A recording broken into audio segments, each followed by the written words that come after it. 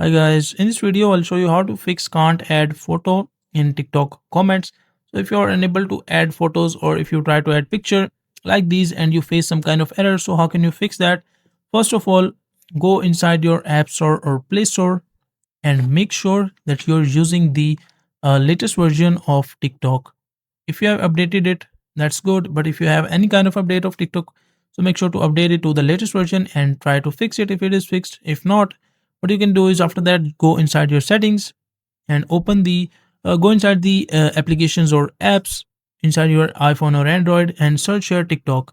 And once you go inside the TikTok, open it and make sure that you have allowed the access to your photos or your gallery. Make sure you have allowed the full access, and once you have done that, hopefully your problem will be fixed. But if you still face the issue, so what you can do is just delete, clear cache, clear storage on Android, and delete or remove app on the iPhone.